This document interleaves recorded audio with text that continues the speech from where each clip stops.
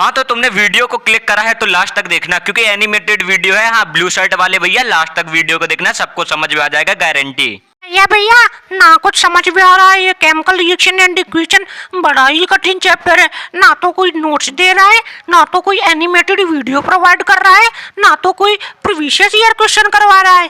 भैया मुझे बड़ा डर लग रहा है क्लास 10 में आके।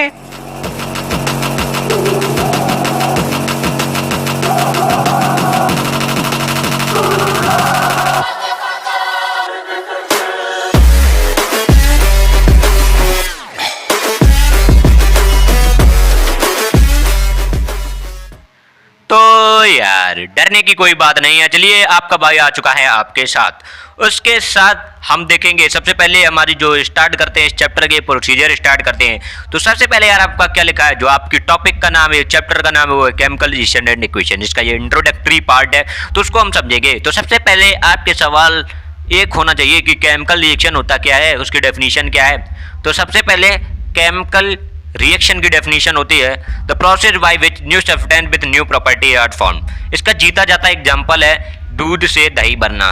दूध आपका एक सब्सटेंस था, वो उसकी प्रॉपर्टी चेंज होके कर्ड में चेंज हो गई, मतलब कि दही में चेंज हो गई। वो चीज़ें एक अलग रूप ले लेती हैं, इतनी बात समझ में आती है। उसके बाद यार इसके कुछ एग्जांपल और बता दो भैया। तो एग्जांपल लिख लीजिए, लेकिन मैंने एक इसका बेसिक कॉन्सेप्ट बता दिया है। तो गेट फर्मेंटेटेड, जो आपके ग्रेप्स होते हैं वो गेट फर्मेंटेटेड, पक जाते हैं। फूड इज कुक्ड, वो भी एक केमिकल चेंजेस हैं। तो ये दो चीजें आपको बता दी। भैया भैया तुमने तो ये बता दिया, मुझको तो बड़ी छोटी डेफिनेशन बतानी चाहिए। हाँ यार वो भी चलो तुमको मैं बता दे रहा हूँ। तो छोटी सी डेफिनेशन इसकी क्या है, the process of interaction of the chemical to form new compounds और एलिमेंट। यार ऐसा इंटरेक्शन हो केमिकल्स के बीच से जिससे न्यू सब्सटेंस के, न्यू केमिकल के, न्यू प्रॉपर्टीज के कंपाउंड फॉर्म हो जाएं। भैया भैया एक्टिविटी से क्वेश्चन आते हैं क्या? जी हाँ, एक्टिविटी से भी यार आपके क्वेश्चन आते हैं। तो सबसे पहले एक्टिविटी 1.1 आपकी स्क्रीन पर दिख रही होगी। तो ये रही है एक्टिविटी 1.1। अभी इसको धू धू करके सबको समझ लेते हैं। तो सबसे पहले जो चीजें रिक्वायर्ड हुए हैं वो burner, tong, magnesium ribbon, watch glass और मैग्नीशियम ऑक्साइड। ये रही आपकी मैग्नीशियम रिबन, जो कि ये हाईलाइट हो रही है। मैग्नीशियम रिबन को मैंने बर्न कर डाला। तो बर्न कर डाला, उसके नीचे देखिए आप जो कटोरी रखी है उसमें ये white white white white fumes गिर रहे हैं। भैया इतनी बात समझ में आती है। तो इसकी इक्वेशन क्या बनेगी, मैग्नीशियम जब भी फायर के साथ कोई चीज रिएक्ट होती है तो उसको ऑक्सीजन से जोड़ते हैं। वो क्यों? क्योंकि oxygen is a supporter of fire. Okay, इतनी बात समझ में आती है। तो magnesium plus oxygen gives you magnesium oxide.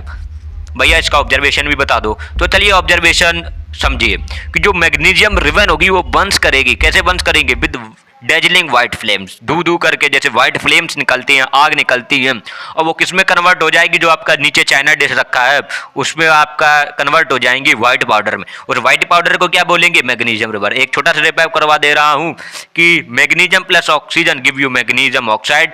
Magnesium oxide को व्हाइट पाउडर बोलते हैं, व्हाइट पाउडर को बोलते हैं कि जो सब्सटेंस फॉर्म हुआ है न्यू। अब यह 1 पॉइंट एक्टिविटी 1.2 भी बता दीजिए। तो चलिए शुरू करते हैं। तो जब lead nitrate plus potassium iodide react करेंगे तो प्रोडक्ट जो आपके फॉर्म होंगे उनका नाम होगा lead iodide plus potassium nitrate. और मैं बता दूं जो आपका लेड आयोडाइड होगा वो येलो कलर का होगा, उसको हम येलो प्रेसिपिटेट बोलते हैं। प्रेसिपिटेट का भी छोटा सा मतलब बता दे रहा हूँ, इनसॉल्युबल सॉल्ट जो कि रिएक्शन के दौरान बच जाता है, उसका कोई कुछ नहीं उखाड़ पाता है। अब अगर एक्टिविटी 1.3 के बाद आएंगे तो एक्टिविटी 1.3 ये रही आपकी स्क्रीन पर, ये रहा उसका डायग्राम। तो यार देखिए एक्टिविटी 1.3 में क्या कर रहा है कि कॉर्क है, आपकी ग्लास ट्यूब है, कॉनिकल फ्लास्क है, उसके बाद डाइल्यूट सल्फ्यूरिक एसिड है, उसके बाद जिंक ग्रेन्यूल्स हैं। तो ये सब चीजें हैं। उसके बाद देखिए मैं बता दे रहा हूं कि डाइल्यूट सल्फ्यूरिक एसिड थोड़ा हार्ड एसिड होता है।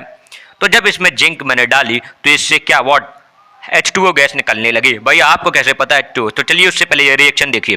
तो Zn प्लस H2SO4 जब रिएक्ट हुआ, Zn प्लस SO4 मतलब ZnSO4 प्लस H2O, तो ये रिएक्शन आपकी बनेगी जो आपकी लिखी है। ओके, इसमें मैं आपको बता दूं कि H2O है जो कि गैस है, वो गैस एक जगह नहीं रहती है, गैस ऊपर जाने लगेगी। भैया ऊपर क्यों जाने लगेगी? वो एटमॉस्फेरिक प्रेशर की वजह से। ओके, अब देखिए इसका समझिए। अब इसकी ऑब्जर्वेशन बता दो भैया। ऑब्जर्वेशन में क्या है कि H2O गैस बाहर निकलने जाएगी। You will observe the evolution of H2O gas. और दूसरा है you will feel the heat at the conical flask, और आपकी कॉनिकल फ्लास्क होगी वो हीट अप हो जाएगी। भैया समझ में आ गई एक्टिविटी 1.3। अब इसको अब देखिए इसके बाद एक और अच्छी बात है, ऐसी कौन सी चीज़ें होती है जो आपको डिटरमाइन करती हैं कि केमिकल रिएक्शन हो रही है कि नहीं हो रही है। तो चलो इसके एग्जांपल्स के साथ, चेंज इन स्टेट, जो कि हमने लास्ट में देखा था, magnesium plus oxide equal to magnesium oxide. किस तरीके मैग्नीशियम अपना पुराना दोस्त था लेकिन वो मैग्नीशियम ऑक्साइड में चेंज हो गया। उसके बाद चेंज इन कलर का मैंने बताया कि पोटेशियम आयोडाइड और लेड नाइट्रेट जब रिएक्ट करते हैं तो आपका येलो प्रेसिपिटेट फॉर्म होता है। उसके बाद इवोल्यूशन ऑफ गैस, वही जीता जाता है। एग्जांपल है Zn+H2O4, जब हम जिंक को हाइड्रोक्लोरिक एसिड में मिला देते हैं तो गैस H2 इवॉल्व हो जाती है। उसके बाद चेंज इन टेम्परेचर भी यही है, जब हम कॉनिकल फ्लास्क को छुएंगे तो बड़ी हीट फील होगी। इसी के साथ यार हम प्रीवियस ईयर क्वेश्चन डिस्कस कर लेते हैं। तो प्रीवियस ईयर क्वेश्चन में क्या क्या पूछा गया, तो सबसे पहले केमिकल रिएक्शन की डेफिनेशन पूछी गई, सीबीएसई आर्ट क्वेश्चन। उसके बाद magnesium plus oxide give you magnesium oxide, ये भी प्रीवियस ईयर क्वेश्चन में आ चुके हैं, इनको भी आपको नजरअंदाज नहीं करना है। उसके बाद चलिए एक्टिविटी जो 1.2 है वो पूछी गई है लेकिन इस टॉपिक से नहीं, मतलब आगे आपका आएगा डबल डिस्प्लेसमेंट रिएक्शन, उधर से पूछी गई है, इसका एक पूरा एग्जाम्पल दिया गया है। अब एक्टिविटी 1.3 बहुत ही इंपॉर्टेंट है, इससे बहुत ही क्वेश्चन पूछे जाते हैं और इसमें जो सबसे मेन इंपॉर्टेंट पार्ट है जिसको आप रट लेना है, चढ़ लेना है, खा लेना है, पी लेना है, वो पता है। इसमें लिखा है कि कौन सी ऐसी चीजें होती है जो डिटरमाइन करती है कि केमिकल रिएक्शन, तो ये सब चीजें आपको डिटरमाइन करती है कि केमिकल रिएक्शन आपका हो रहा है कि नहीं हो रहा है। तो इसी के साथ यार अगला वीडियो केमिकल इक्वेशन के ऊपर आएगा, पूरा एनिमेटेड वीडियो आएगा, केमिकल इक्वेशन की पूरे पार्ट एक एक करके एक्सप्लेन करूंगा क्योंकि आपको डिफिकल्टीज ना हो। इसी के साथ यार बाय करता हूँ। भैया आप तो बहुत अच्छा पढ़ाते हो, हम नेक्स्ट वीडियो आप ही से देखेंगे।